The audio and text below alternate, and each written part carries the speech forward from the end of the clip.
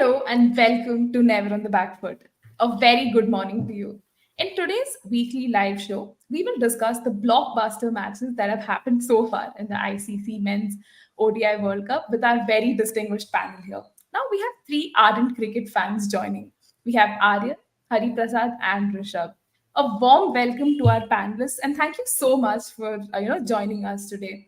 And thanks to all the viewers who have also joined us today. We have Prasanna telling waiting. Yes, we will start our conversation shortly.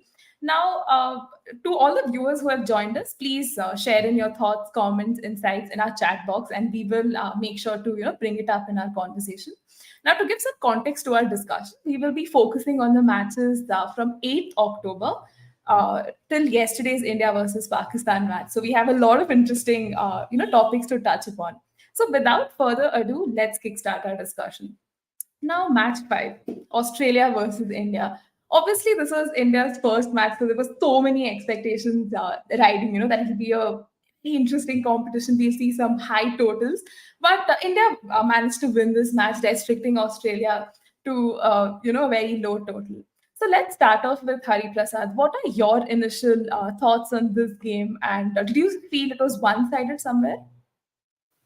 Honestly, yes. From the way the first innings went on, I thought it would be one-sided because Australia got a really low total, with our bowlers bowling really well, making use of the conditions really well. But then once the second innings started and we were like 2 for 3 later on, I was like, okay, this might be an uphill task because I mean we know Australia's reputation in the World Cup. They more or less they start as favorites. I mean, even though it's a home tournament, we cannot count Australia out because I mean 5-time World Cup champions, we cannot count them out any time at all.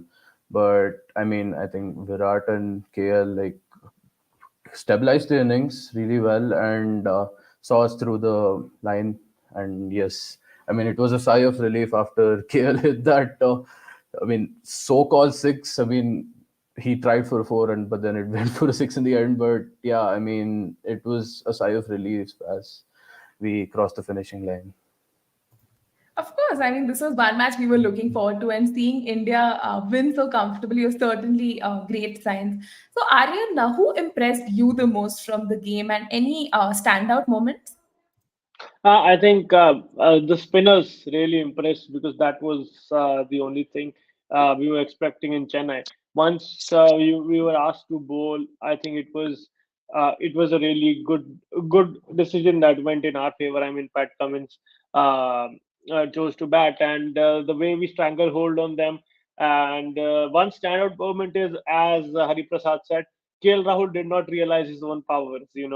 How he had the power to hit a six when he wanted to hit a four. So he has these magical powers, and this is 197.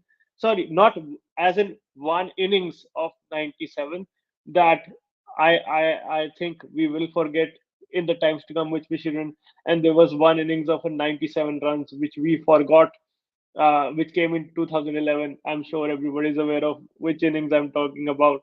So these are the knocks we shouldn't forget. It was a really special knock, and looking at the forward discussion that will go, we'll see how India has progressed and why are they being called champions and why are we being termed as favorites, rightly so, and hopefully the form continues.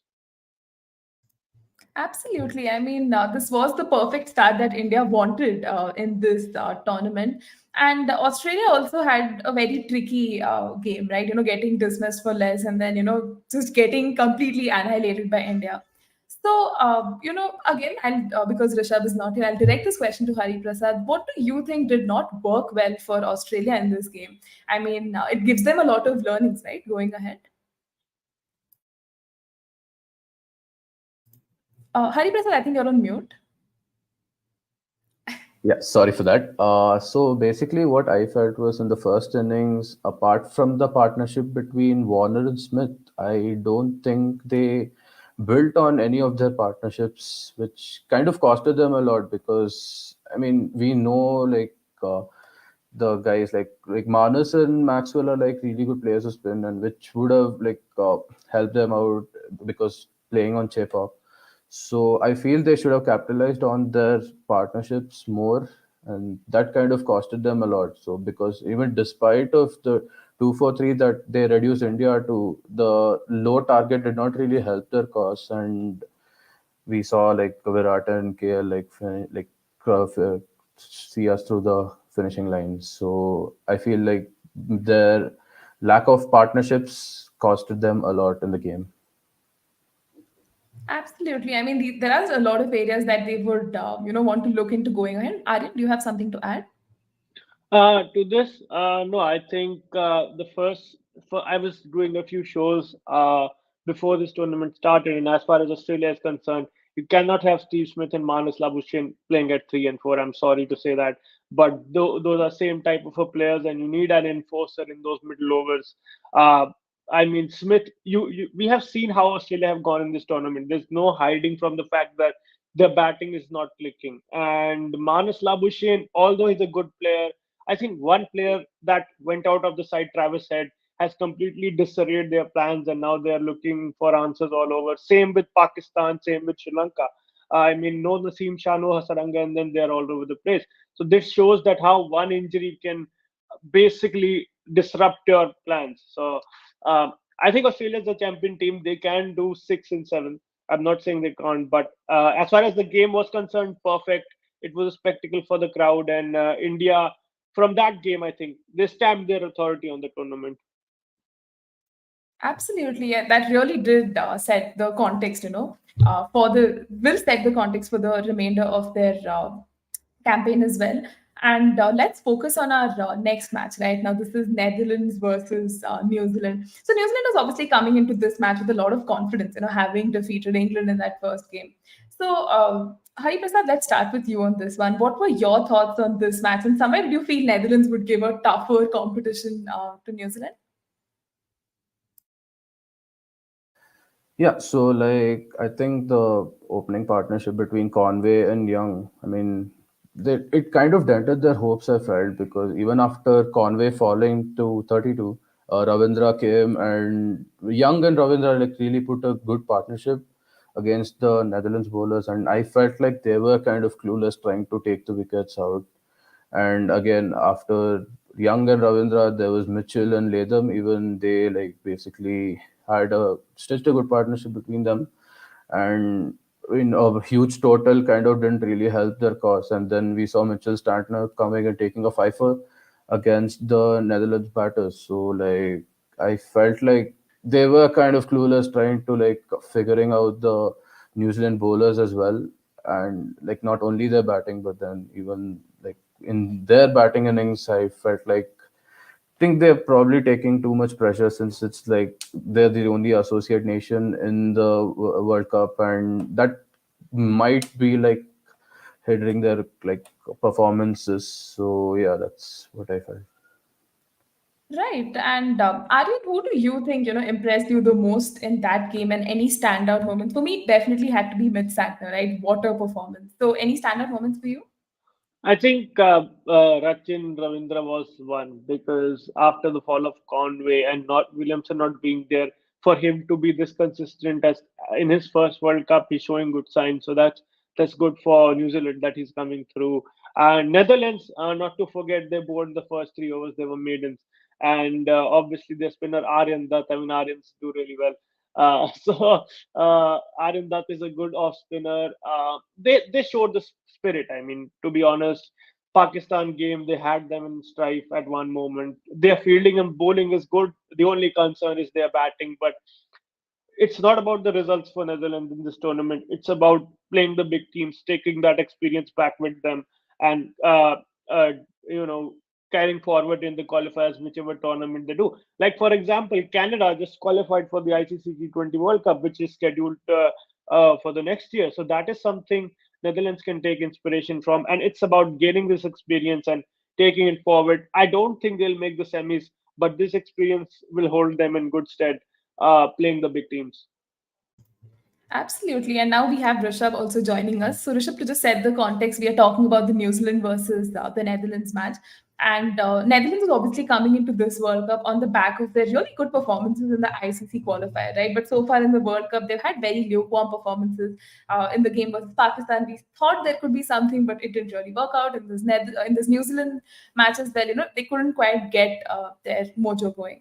So, do you think it's too early to ask this question of what is going wrong with Netherlands and any areas they can work on? Because it's a long World Cup, they're squaring off against so many other teams.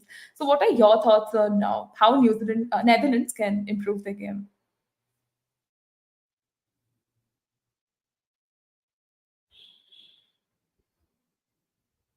Okay, so I think Rishabh is still facing some technical issues. So, Hariprasad or Aryan, either of you could take this question up till Rishabh rejoins. What was the last line of your question, Neha? Right. So, the last part of my question was what are some of the areas that Netherlands can work on? Because this is a long Oh, World Cup, and yeah. oh, yeah, yeah. So basically, I think the bowling is in good shape. It's about the batter staying out. Like Vikram Singh made a good 50 against Pakistan, so he batted for a decent time. And I'm expecting more out of Colin Ackerman, who looked good. Bas de Leeda is there. Jack Callis, he's doing the batting, bowling, fielding. He's literally doing everything for the Netherlands. So he's not a concern. I think the middle order, Teja, Nida Manduru, he's also a good player. So the batsmen going long into the innings and getting scores is what they'll be looking to improve. Definitely. And Rishabh, if you can see us and hear us, would you like to take this question on? Yeah, I think the issue with Netherlands is really in their batting. If you look at the game against New Zealand, just Ackerman scored like what 69 runs something, and the rest of them were like just tens and twenties. They need someone who could have actually stuck in there with him and played a long innings because 223 was still a decent effort from them against New Zealand. So I think if someone could have stuck with him and played a longer innings and shown more stability, then they could have maybe they could not have gotten closer to the total, but they could have still gotten some more runs, and that would give them confidence going into the next games that they have some stability in their batting. The likes of Vikramjit and Max Shodout, particularly, because they have that ability to take the attack to the opposition up front. So I think they need to realize their strengths and try to play on their game. Absolutely, and they are one team you wouldn't want to write off. And earlier in our predictions also we had suggested that we could see an upset. That Netherlands could pull off. So here's hoping they get their campaign back on track, and we get to see some interesting matches from their end as well. To take forward our discussion, let's look at the England versus Bangladesh match. Right now, Bangladesh is again known to pull off these remarkable upsets, but this match is not that. So again, Hari Prasad, let's start with you. What were your thoughts on this match, and did you see Bangladesh lacking somewhere? First to start off, I think full credit to the England top order. They've, we know how destructive England can be ever since Morgan took over, and then Butler taking over from Morgan. I think he's just continued Morgan's legacy, or even more if you see that way. But talking about this game, I think Malan and Besto really started the game really well. I'm pretty sure people were surprised when they saw Jason Roy being dropped from the side in place of Harry Brook. But yes, I think Malan has taken over that role really well, partnering with Basto, and it speaks with his performance, like the 140. He just went ablaze with 16 fours and 5 sixes, and Joe Root. One of the Fab Four. So I think everyone knows how great a player he is. So stitching that partnership up with along with David Malan, I think the Bangladesh bowlers did not really have a reply to to them, and I guess that basically made a huge total was built because of that. And even in even in their batting innings, I think apart from Lytton Das and Mushfiqur Rahim, I don't think any of the other batters got going. I think it's the case where Bangladesh are chopping and changing their batting order a lot, apart from the opening conversation, I think there was a lot of talk about Tanzid Hassan as well, but he hasn't really been get going well in this tournament. So like, I think their top order is, I mean, their opening combination isn't like really helping their cause a lot. But yeah, like I think they did not really have a reply because only two out of the 11 batters really got clicking, and eventually like they had to lose the game. That's actually a great point because chasing a massive total like that would be quite daunting for the likes of Bangladesh. So, Aryan, who were some of the players who impressed you the most from this match, and any standout performances that stay with you? I think standout is Reece Topley. Obviously, he's been through a lane patch of injury, so it's been hard on him. The way he came back, I think he played for the Northern Superchargers in the 100, which was a short tournament, but it was good for him. And he's someone who gives you the left arm angle, and is really important for England. You have Sam Curran, but yes, it's not a new trend nowadays to go with two left arm seamers, and he was the standout. I think he completely broke the game for England, and then it was just a drag along from Bangladesh to save themselves from the net run rate. Otherwise, England needed this win because they were thumped by New Zealand, and they needed to tell everybody, "Okay, boss, we are the defending champions. We are. It was just a bad game for us, and we are back with the bank." So England, don't count them out yet. They'll come fit and firing, and yeah, let's see how both the teams progress in the tournament.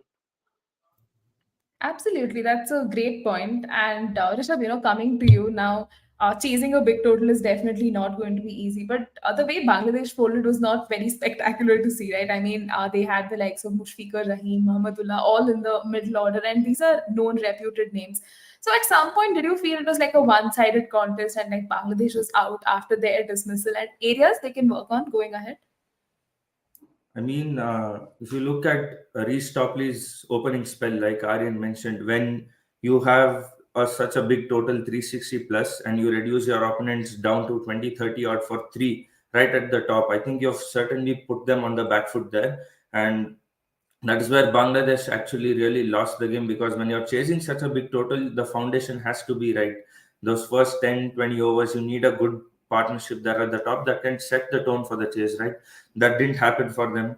Nazmul Hussain, Shanto, Shakib Al Hasan, all of these guys, even Tanzid Hasan. I really think Bangladesh is still missing Tamim Iqbal, particularly given his experience and that the World Cup is happening in subcontinent conditions. I still feel that's a huge miss for them. And it's showing as well. Apart from Liton Das, none of the top order batsmen could, really do anything. Not even cross double digits. Forget leaving even any impact. So that is one thing that Bangladesh really need to work on. They do have the experienced names in their batting, but they'll have to come together as a unit really if they want to go far in this World Cup. And yeah, Reece Topley's spell at the top, fantastic swing. Like Aryan mentioned, if you bowl that well at the top, you reduce your opponents down in such a big chase. I think you're, stamping your authority right there. And as he mentioned, England cannot be counted out. I think they're a perfectly balanced squad. As per Bangladesh, they do have the players in them, particularly their spinners. I think the conditions will suit them, but it comes down to reading the conditions on that particular day, on the game day. That's what something they'll really have to improve, and their batting has to click, because until that doesn't happen, they just can't rely on one, two, or three names to carry them throughout the World Cup. They'll have to click as a unit. That is something that Bangladesh will have to work on. Most certainly. And I think this win has certainly given a lot of confidence to England, because as you said, the first match might have dented their confidence, but this really gives them a lot of like morale booster ahead of, their coming matches as well. So now let's focus on, I think, what was the most important and interesting match of the week. That was Sri Lanka versus Pakistan, right? I mean, no one would have seen that coming. Such a high scoring contest, and what a run chase. So let's mix this up. Rishabh, what are your thoughts on this match? And did you really see Pakistan come through? At one stage, I really felt this was a game that Sri Lanka could have pulled off. A couple of things actually. 344 for 9. I feel Sri Lanka could have pushed past 350 at the end. Pakistan slightly pulled it back there. And then when they had a couple of early wickets down, that partnership between Rizwan and the partnership between Rizwan and then Shafiq really stole it away from Sri Lanka. I think they dropped three catches as well. They were poor in the field, and Patirana in particular, someone I was really looking forward to, but he couldn't pull it off. I think they failed to put pressure on Pakistan really once they had them 2 wickets down early. And when you don't do that with batsmen who are known to score well, they just had that one big partnership that is really all you need, and it really shifted the momentum. And still feel this is a game that Sri Lanka really should have and could have won, and they just gave it away. Their bowling, they just gave it away in the second innings. Really, they could have done a lot more better with their bowling and fielding. That's actually true. And now, obviously, this match presented us a lot of like standout performances and players who impressed us. So, Hari Prasad, who were some of these players who stood out for you and moments that will stay with you?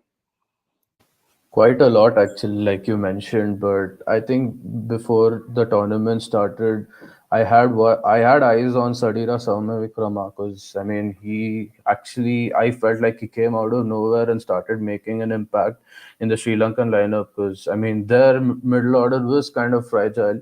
But after Vikrama was introduced into the Sri Lankan setup, I think he's been really good in both tests and ODIs. But like, to talk about ODIs, I think he finally notched his first ODI century. I think it was eluding him for quite a while, but I think he's finally got there. So he was one guy that really impressed me, because I kind of had a lot of hopes on him, like heading into the tournament. And then coming to Pakistan, I felt like, I mean, they took a bold call by dropping Fakar Zaman and bringing in Abdullah Shafiq. And I've seen Abdullah like bat in the tests, and I think it's the same combination that opens the innings for Pakistan in tests as well, with Shafiq and Imam. And seeing Shafiq like hit around the park a lot, like in a really good way. I mean, I felt like he was really good. I mean, because he isn't coming into the World Cup with a lot of games under his belt. So like, to see him play like that, I think that impressed me a lot. And obviously, not to forget Mohammad Rizwan and Kusal Mendes, both the keepers of the team. I think they have been like top notch whenever the team needs them, and to see them come above again, I think that's brilliant. That's actually true. And let's take a question from our live chat as well. So, Cricket Dashan says, will we be seeing Sri Lanka rechart their ODI story? Because now Dasan Shanaka has been injured. So, there is, reports of Kusal Mendes being named as the next captain. So, Aryan, how do you see this play out? Recharge their ODI story. I think I was watching a podcast in which Muralidharan said that it might be a slightly difficult for them to go there, because the kind of players they had earlier, they performed, and it's on the players. The board can't do anything, the coaches can't do anything, and all the stakeholders can't do anything. It's on the players giving those performances. And recently, Sri Lanka have been good. They reached the finals. I mean, they were building a streak of 13 ODIs and all that, but suddenly the injuries have basically hit Sri Lanka really bad, and that is the moral of the whole story. You don't have your gun bowlers in Hasaranga and Chamira, who were certified wicket takers. And to RCB fans also here, you guys are sympathize with me that Hasaranga is such a key bowler for Sri Lanka and for any franchise he plays for. So it's unfortunate for them, and I think that has slightly derailed their campaign, so to speak. But the youngsters are coming through. Nisanka, Mendes, Samar Vikrama with the ball, Dunit Velalage. So they have it, but if they want to rechart it, I'll end the question by saying it will take a long time. And we hope to see it, but it will take a long time for that to happen. That is true. And, Sri Lanka is certainly missing out on a lot of key players because of injury. So here's hoping, with the remaining squad composition, they can still figure out their plans and, have a strong World Cup nevertheless. Let's look at our next match under focus. We have Afghanistan versus India. Again, a match we were all looking forward to, because Afghanistan is kind of used to these conditions. They come with such a beautiful spin attack as well. So, Hari Prasad, what were your thoughts on this match? And did you see it? Did you like predict that India was going to win it, or did you see Afghanistan pull off an upset? Honestly, I kind of expected the openers Gurbaz and Ibrahim Zadran to like fire and put up a good total actually, because I mean, it's known to everyone that they're two good youngsters who can hit the ball at their own will. But I think a lot of credit should go to Jasprit Bumrah for the way he bowled, and he broke the partnership by removing Zadran. And I think since then it was kind of a downfall for Afghanistan. I think everyone, like, it's a known fact with their captain Shahiri's like strike rate issues. I mean, he is a guy who's known to take his time, and he hasn't been like striking the ball at a really good pace, and that kind of affected them a lot. And we saw them like post a really like kind of small total. I mean, because I kind of expected them to go big, but unfortunately they could not get going and could register like 272, which is still a good total. But I felt like they could have like scored more, because we saw both Azmatullah and Shahidi like go about their business.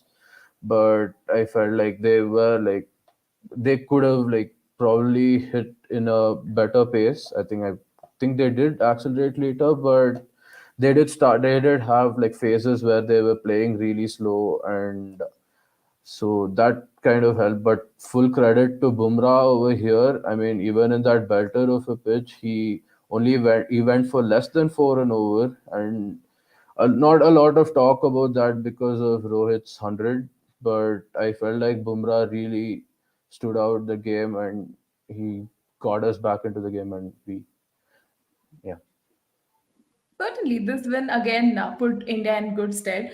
And Aryan, who were some of the players or performances that really stood out for you and make that noteworthy mention? Yeah, I was at the game. It was a surreal atmosphere, and luckily I got a ticket. Randomly, I was on BMS, and I had the luck. So, you when you watch it live and when you watch it TV, it's slightly different, and you could tell the body language of the players. They were very positive. Even when we were scared, I mean, to be honest, the way Afghanistan was going at a stage, we were expecting Nabi to come out, but suddenly the Somerzai comes in and he starts striking. We're like, whoa, what's happening. But again, as Jasprit Bumrah, he's a good reader of the conditions. You need to be that. He's already spoken about it. That I read the wicket and then adjust my lens as well. So it's evident that how much we were missing him. And now with him added to the pack, we look like a completely different bowling attack. And suddenly we are feeling like the Australian team from the 1996 to 2007 all of a sudden because of one player. So and Rohit was playing EA Sports, Cricket 7, basically. Whenever he wanted, he'll just say, I want to hit a six, so let me go here, let me go there. So effortless batting, and we got to see a Kohli 50. So all in all, they made the crowd happy. We were happy, and we did well. Afghanistan did well in patches, but they need to string it together. That's basically the story of Afghanistan. Doing well in patches, but not able to string batting, bowling, and fielding. So they need to string one, and I'm predicting at least one or two wins. They should do it in the tournament. That's actually true. And I'm glad, Aryan, you brought this point of Afghanistan not gelling well as a unit. So, Rishabh, although this was an easy win for Team India, like, at the face of a TA, we have all our departments working. But when you look at when we look at our counterparts, Afghanistan, they have players who are like individual performers, but as a group, they're not able to gel well, right, as a unit. So, what are your thoughts on this? And can Afghanistan, overcome this problem going ahead? First of all, I'd like to second what Hari Prasad told. I was really expecting Gurbaz and Zadran to, score at the top, because these are the guys who can, score really freely at the top, and they have that aggressive game. They have that attacking game. So I think they've got to play to their strengths. One, and Nabi and Najibullah also, I expected them to give Afghanistan a better finish. You can't just bank on Rashid to come and tongue the ball and score a 20 ball 40 or 50 all the time. That's not going to happen. So that is one thing. And none of their bowlers could, really put pressure on the Indian batting. because a lot of these guys, Mujib, Fazal Al Faruqi, Rashid, all of these guys have been playing in the IPL for quite some time now, so it's not like it's completely alien conditions to them. And anyways, subcontinent wickets do suit their kind of bowling, so they've got to take advantage of the conditions as well. Unless you don't put pressure on the opponents, so you're not going to be able to come out well. Like Aryan told, they did well in patches, but that's not going to help them win games. Maybe they could win some moments. They can have their moments in the games, but that's not enough, right? You're here to win ultimately. So if they really want to win, and Afghanistan is now that side that no, they're not like Netherlands or Scotland. They're well established. There's a different way of us looking at Afghanistan at this point of time. So we do expect them to come out a lot better than they did against India, and they'll have to stick together as a unit, and they really need to work on their strengths and look at where they actually went wrong, and where they could put more pressure. Fazal Al Faruqi is someone who really, has that ability to swing the ball both ways. He has good pace as well. So they've got to make use of their strengths. Unless they do not come out to their full potential, then they're not going to be able to win games here. So that's something they really have to look into. Agreed. Afghanistan, by no mean feat, is like a minnow, right? We've seen them pull off some incredible victories, and I think, as Aryan said, through this World Cup, also we will see them pull off like 2 or 3 wins. But hopefully, it comes against some of those bigger units, because that would give them a lot of confidence as well and exposure, right? That is something I think they would really be taking away from this World Cup. And moving on, we have another interesting match, that is the South Africa versus Australia. Right now, after this match, there is a lot of chatter, because this is like Australia losing, and many people expected, wow, this is the champion team. How could they lose? So let's start with Hari Prasad. What were your thoughts on that match? And Australia certainly lost plot somewhere. I think that Claasen's 174 still continues to haunt them. I mean, and one more thing, I mean, I see ever since he made that announcement to retire after the World Cup, every game South Africa plays, I wonder why is he retiring so early. I mean, Quinton de Kock, he's been going about his business really well, and it doesn't seem like he's actually at the peak of his career at the moment. And just to see like him retiring from the format so early, like, I don't know, it's kind of disappointing, but I'm sure he has his own reasons for that. But yeah, apart from that, I feel like Markram has been solid in the middle order. I mean, I think he was tried as an opener first, then he was here and there and out of the squad as well, and then he's come back at that number 4 position as he does in the T20s. And I think he's been solid and top notch, forming a really good partnership. I mean, in the middle order with Klaasen, Miller, and obviously not to forget Marco Janssen as well. I mean, I don't think he's like making South Africa miss Nokia a lot, because I mean we expected Nokia to come out like a good place in the tournament, but unfortunately had to miss out due to an injury. But seeing Marco Janssen go about his business, even with the bat, not just the ball, I feel like he's fitted Nokia shoes really well. And yes, I hope he like continues the same throughout the tournament. But to talk about Australia, I mean, bizarre. I think only Rabushan like really went about as like played like a decent uh, total. I mean, decent score there. But I think even their fielding let them down a lot. It's not just their batting. I think there were tons of drop catches in the game, which is not like Australia. I mean, you'd see them as a really good fielding unit, but seeing them drop those catches, I felt like, I don't know, like it wasn't like Australia at all. And I think we saw how Zampa also went about his business. He's not in the greatest of forms as we know him to be, and to see Maxwell leapfrog him as the main spinner. I mean, it honestly felt like Maxwell was the frontline spinner, with Zampa being his understudy types. So I mean that was kind of shocking, because we know like Maxwell to like bowl the overs here and there, but to see his score, him finishing his quota was a pleasant surprise. I'm not saying he's not done it before, but it was a pleasant surprise to me. And yeah, I mean, Zampa, like, has not been up to his mark this World Cup. I mean, even the series before that. So I feel like I think Ashton Agar's missing out has costed Australia a lot because I expected him to go like it being India. I felt Zampa and Agar could have been a really good spin combination, but I think him missing out has affected them dearly.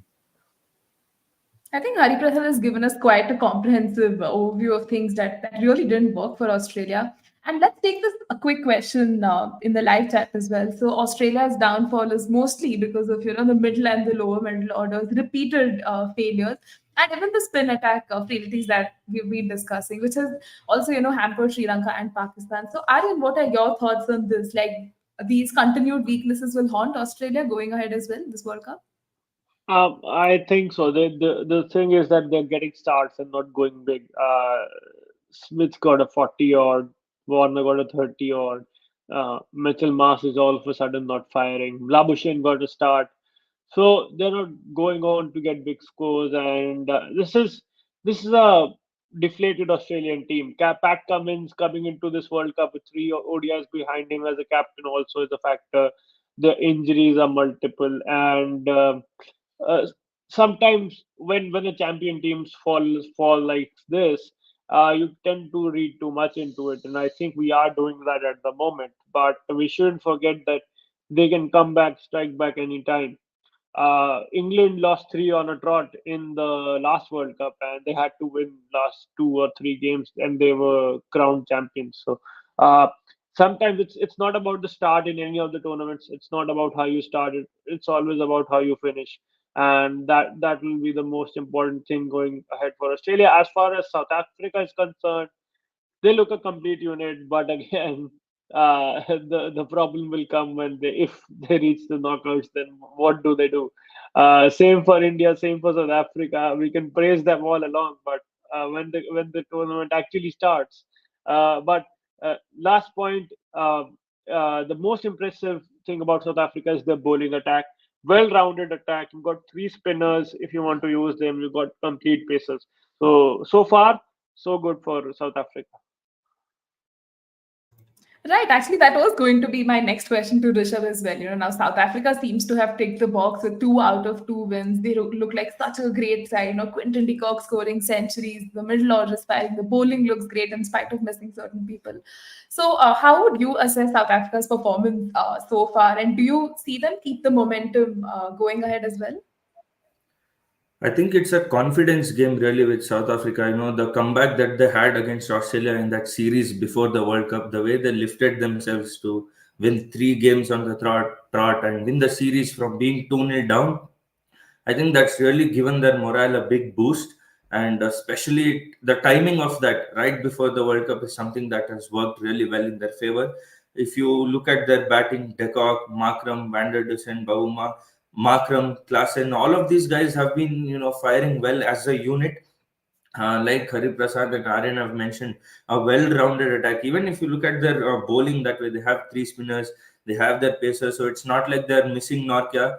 So okay, he's not there, what do we do, who's going to fill up the boots? So it's not that kind of a situation for them. So it's good that they have that depth and they have that balance in their side, which is really working for them.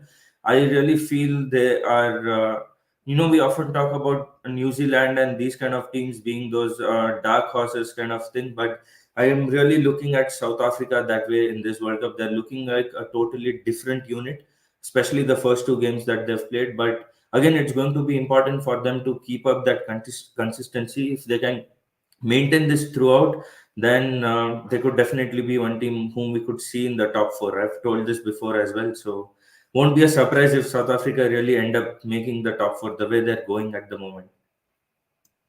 Exactly. A lot of us had not pegged South Africa in our top four, but the way they've been performing has been super impressive. And if they can keep it up, nothing like it.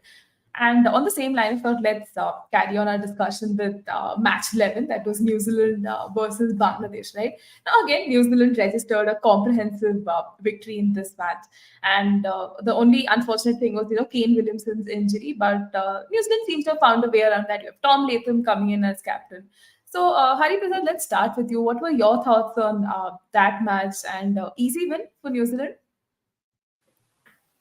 Certainly an easy win for New Zealand. I mean, I think we saw uh, again, like I mentioned before, Bangladesh is they've been rotating a lot about their middle order. I mean, last game we saw Shanto coming at three. This time we saw Mehdi Hassan Miraz coming at three, and I mean, I don't know why they even brought Shanto to play at three in the first place because we saw Mehdi playing well at three before, and he had given a lot of good performances. And to see him coming back again was good, but then I don't think he like capitalized on his starts again. So it really came down to the veterans and Shakib, Mushfiqur, and Mahmudullah who gave like decent performances, but again only them performing is not enough. I mean, we've, like Karin and Rishabh mentioned before, like they've been performing only in patches and not, and their whole unit is not clicking really well. So I feel that has gone to like haunt the like performances a lot. And I mean, we expect Litton Dust, and we can't expect Litton Dust to like bail them out all the time, so that kind of affected them a lot. And to see Kane Williamson back after that lengthy injury was a really pleasant thing to watch. I mean, even though unfortunately he kind of got injured, but it was really pleasant to see him go about his business, and he scored a good 78 as well. And not to forget, I think Daryl Mitchell is like a player who does whatever is expected. Like you ask him to open, he opens. You ask him to play as a finisher, he plays as a finisher. And now we see him at the middle order. I think if you guys remember, like back in the 2021 World Cup, he was asked to open the innings along with Guptill, I assume, or Conway. I'm not completely sure, but yes, I remember him opening the innings, and he actually made a really good mark. And right now he's coming at number four, and he's he's going unnoticed in my opinion, because we see Ravindra, Devon Conway like hogging up the limelight, but a lot of credit should go to Daryl Mitchell as well from the way he's going about his batting. Yeah. Yeah, I mean, certainly that is helping New Zealand a lot. Having these clutch players really perform in these important moments. And who are some of the players who really impressed you and standout moments from this match, irrespective of Bangladesh losing it? I think number one will be Kane Williamson. Unfortunately, injuries are not leaving his sight. He recovers and then he would have been preferred getting run out on that in spite of getting a blow to his thumb, which is sad. But good to see him back. Good to see him with the touch that he usually was. And as far as Bangladesh is concerned, performances in patches again. But Shakib and Mushfiq recovering them is it's a very old story. There's nothing new of them. These two veterans building a partnership, but still, I think it can get tiring for them. Sometimes they'll also feel ki, why is every time we are into the situation, but they always step up. So that was the only positive for Bangladesh, and I think they'll find it tough in this tournament. Looks like they are not a well-oiled machine at the moment. They're having a few issues. So I don't know how they'll go, but I know how New Zealand will go. They'll again reach the knockouts, and then I don't know. I hope they don't face India though. That's the only hope I have of them not facing India. But they'll go to the knockouts pretty smoothly. Right. And, through this discussion, we've been talking about the unfortunate injury to the just returned Kane Williamson. Yet, New Zealand is looking at this comfortable spot, having won 3 out of 3 games. So, Rishabh, these are good signs for New Zealand going ahead. Like Hari Prasad mentioned, with these some of these big teams, if you look at what really works well for them is the flexibility of the players. They do not shy away from playing at any given position, and they often tend to perform well, like he mentioned. So when you have these kind of players who are not afraid of playing at any position, and they have that flexibility, that adaptability, that they'll do well wherever they are required for the team. So that really adds to the balance, and that is why teams like New Zealand have been doing really well so far. So I think that is one thing that is working well for them. Even though they are missing Williamson, he's often in and out. but it's not having such a big impact that if he's not there, the team's under a slump or something of that sort. So I think that is one thing that's working well for them. They're very well balanced, irrespective of him being there or not. So that's a plus factor when you don't have your key player who's missing out. But even then, the way they've been performing, so that's one thing that's really good for New Zealand.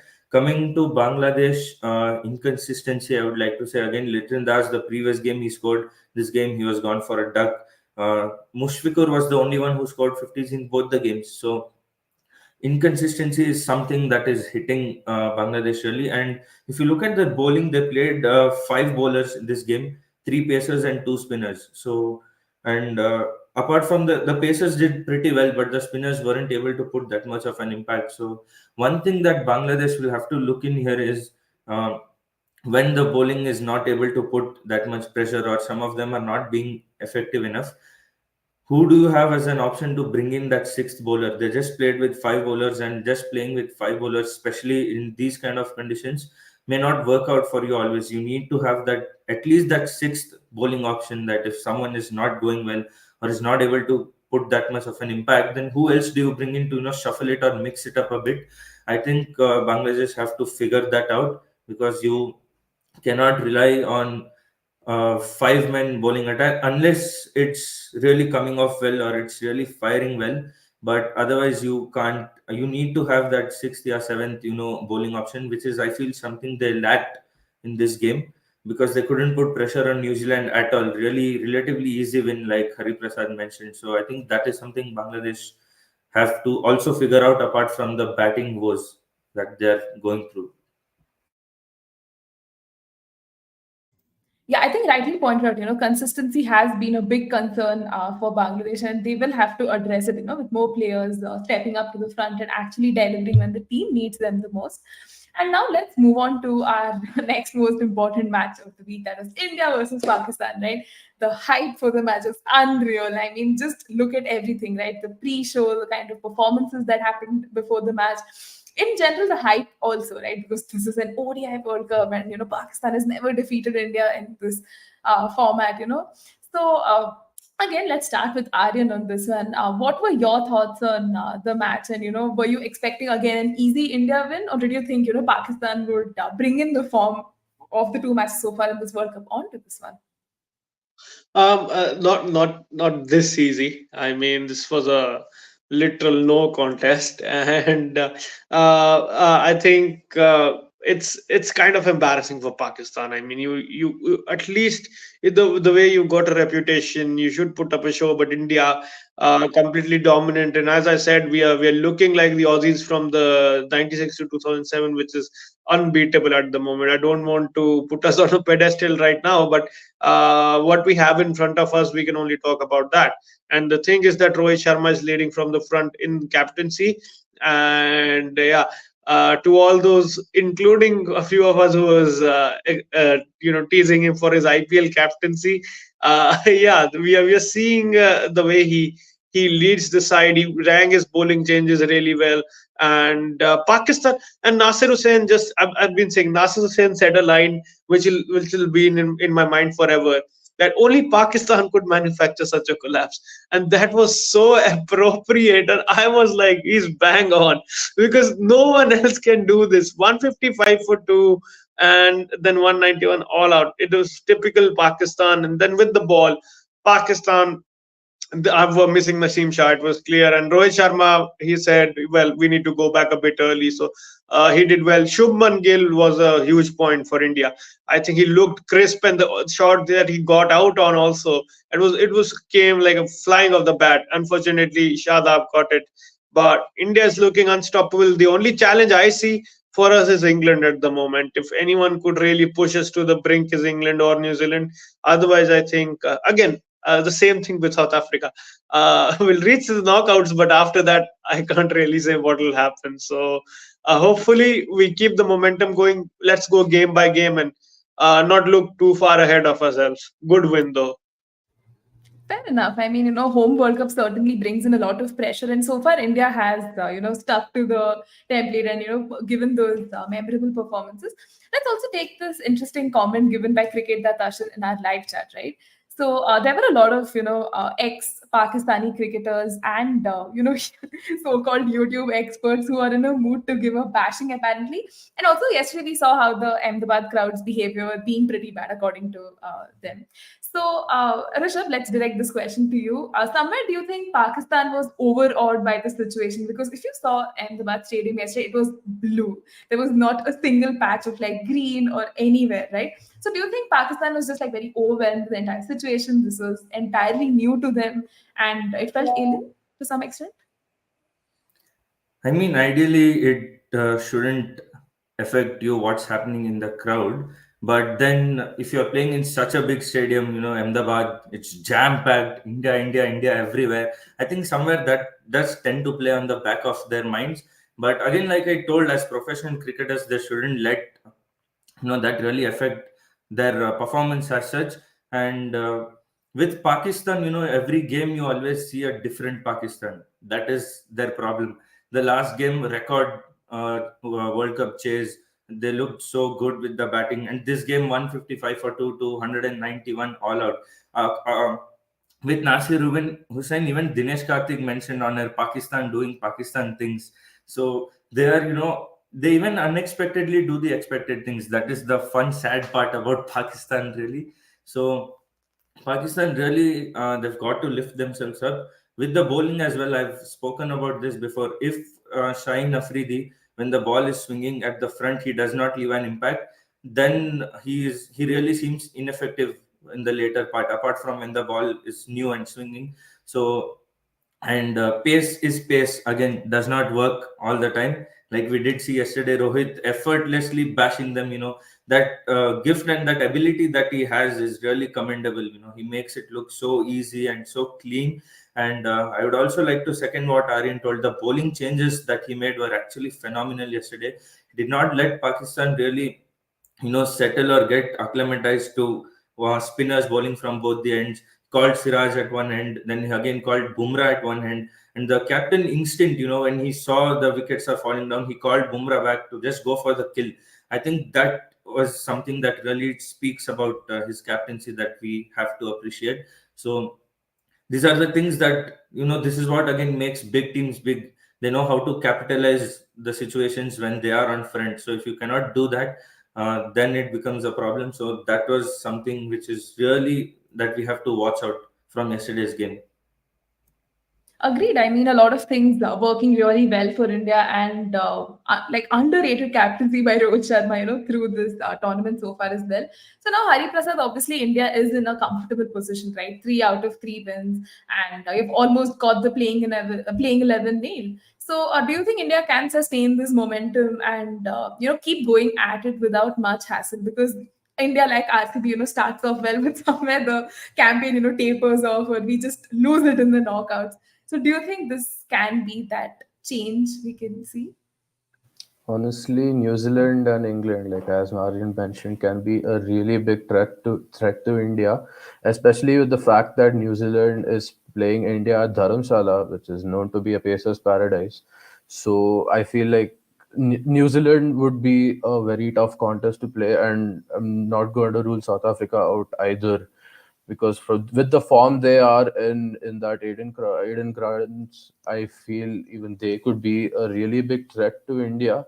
But I also have a gut feeling that we would come through with the way we have gone about our business. So I mean, like as Aryan mentioned, once we reach the semis, I mean, I don't know what's going to happen, because it's been unpredictable throughout. I mean, in every ICC tournament that we've been playing till now, the knockouts have always come back to it, like haunt us. So I feel like we would be okay in the group stages, but as I mean, the knockouts is something that will be scary, is what I feel. Fair enough. And as one of y'all mentioned that it's best to take it on a match basis rather than look too far ahead. And I think the team management also will be looking at it from that POV itself. So now we're almost reaching the end of our discussion, but let's also talk about the next match on focus. We have England take on Afghanistan, right? So this question is again open to all three of you. Like, what are some of the key matchups that you're looking forward to?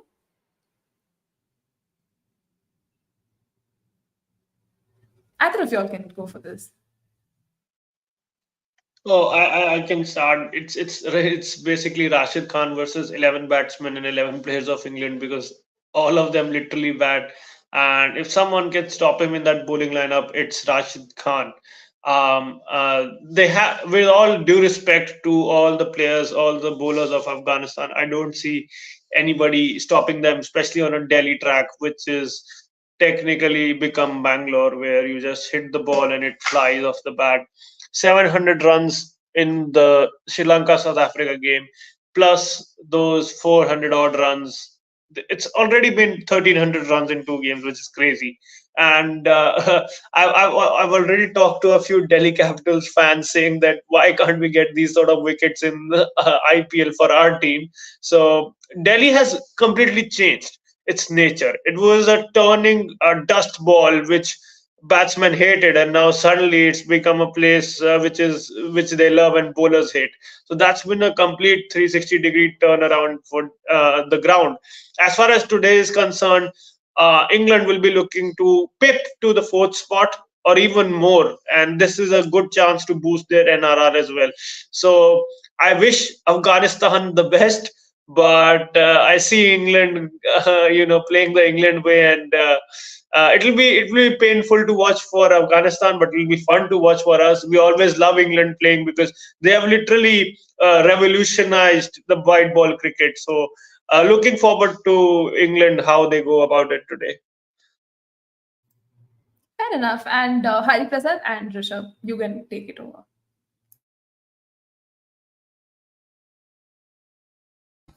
Like Aryan mentioned, I really feel if there's one bowler or a couple of bowlers, if I had to name, who can stop England, will be Mujib and Rashid. Now, they might not be great turners of the ball, but the length and the pace at which they bowl, I think, is something that we need to take into consideration.